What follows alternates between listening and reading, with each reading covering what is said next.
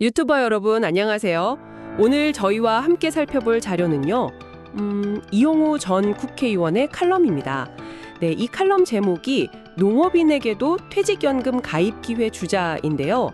오늘은 바로 이 칼럼을 바탕으로 우리나라 농촌 사회의 그 심각한 노령 빈곤 문제, 그리고 그 해법으로 제시된 농업인 퇴직연금 도입 필요성에 대해 좀 깊이 이야기해 보겠습니다. 자, 우리나라에서 가장 빈곤율이 높은 집단 혹시 어딘지 아시나요? 칼럼을 보면요, 바로 농어촌 지역의 어르신들이라고 합니다. 2020년 기준으로요, 농촌의 65세 이상 노인 가구 상대적 빈곤율이 무려 57.6%래요. 57.6%요? 네, 이게 전체 인구 빈곤율이 한 15% 정도인데 그거랑 비교하면 엄청나게 높은 거죠. 도시 노인 빈곤율보다도 10%포인트 이상 높다고 하고요. 정말 심각한 수준이네요. 그야말로 늙어서 못 살고 시골이어서 더 못 사는 그런 상황인 거죠. 맞습니다. 그 농촌 어르신들이 이렇게 좀 경제적으로 어려운 데에는 몇 가지 구조적인 이유가 있는데요.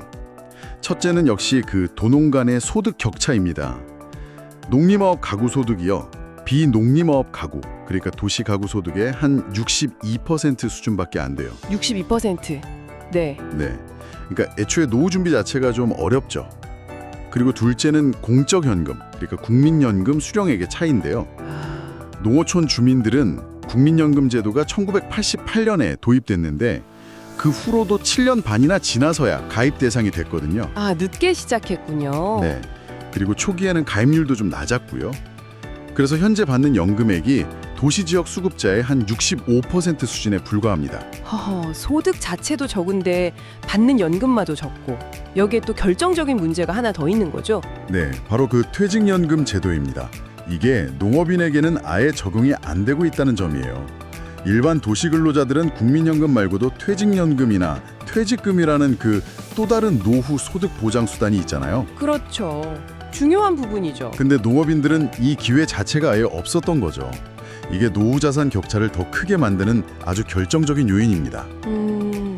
이런 빈곤 문제는 단순히 그냥 개인의 불행 이걸로 끝나지 않잖아요.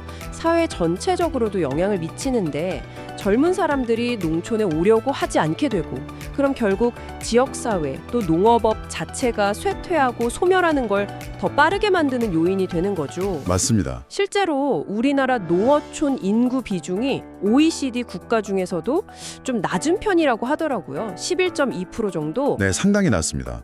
다른 선진국들은 보통 30%에서 60% 수준인 경우도 많은데 우리는 11.2%니까요. 비교해보면 정말 심각하게 느껴지네요. 그래서 이 칼럼에서는요, 단순히 그냥 농업 생산성을 높이는 것만으로는 이 문제를 해결하기 어렵다고 보고요. 도시 근로자와의 그 연금 격차를 줄이는 정책을 좀 더 강화해야 한다, 이렇게 주장하고 있습니다. 연금 격차 해소. 네.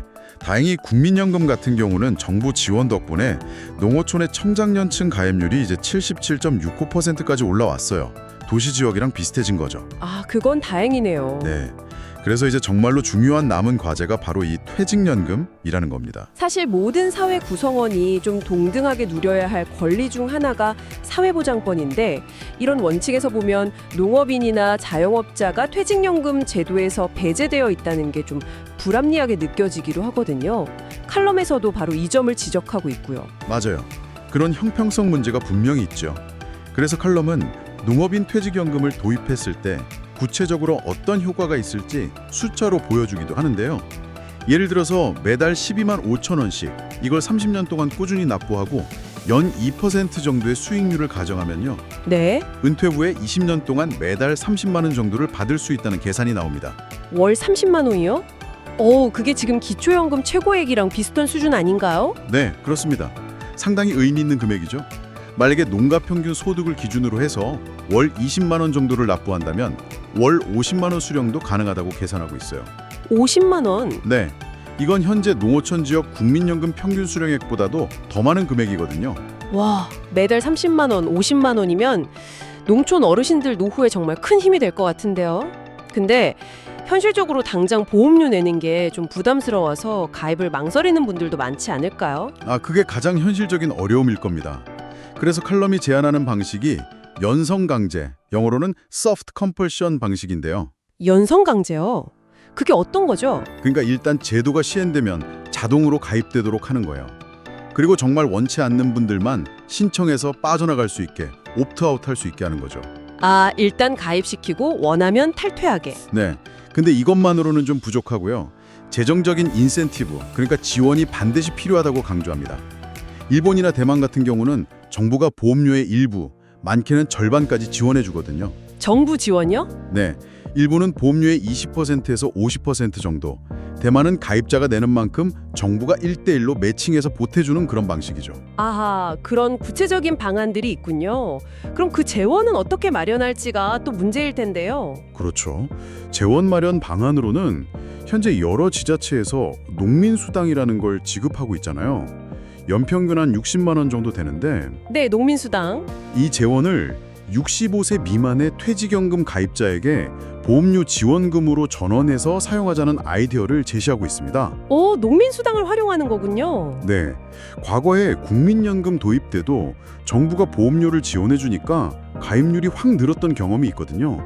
비슷한 효과를 기대하는 거죠. 일리 있는 제안이네요. 과거 성공 사례도 있고요. 네, 그래서 칼럼은 이 농업인 퇴직연금 도입이 더 이상 미룰 수 없는 과제라고 아주 강력하게 강조합니다.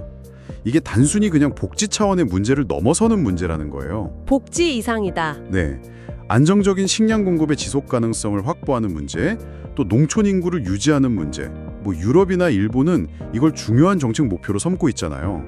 그리고 또 전 세계적인 추세인 연금 불평등을 해소하는 문제와도 직결된다는 거죠. 사실상 한국이 선진국 중에서 거의 유일하게 농업인에게 이런 퇴직연금 같은 2층 보직연금 제도가 없는 나라라는 그런 지적도 하고요. 아, 우리가 유일하다고요? 그건 좀 충격적인데요. 네, 그런 현실입니다. 결국 이 칼럼은 농업을 단순히 그냥 사양산업으로 볼 게 아니라 기후 위기 시대의 어떤 대안이자 미래 산업으로 봐야 하고, 또 이 농민 퇴직연금 도입을 통해서 국토의 균형 발전, 그리고 좀 더 젊어지는 농촌을 만들어가자, 뭐 이런 큰 비전을 제시하는 거군요. 정확합니다. 미래를 위한 투자라는 관점이죠. 네, 농업인에게도 동등한 노후 보장 기회를 제공하는 것, 이것이 우리 사회 전체의 어떤 지속 가능성, 그리고 식량 안보와 어떻게 연결될 수 있을지, 또 농촌의 미래를 위해서 우리는 또 어떤 고민을 더 해야 할지 좀 여러 가지를 생각해 보게 되는 그런 이야기였습니다. 유튜버 여러분께서는 오늘 이야기를 들으시면서 어떤 생각이 드셨나요? 오늘 저희가 함께 이야기를 나눈 칼럼의 원문은요, 더 칼럼니스트 홈페이지를 방문하시면 보실 수 있습니다.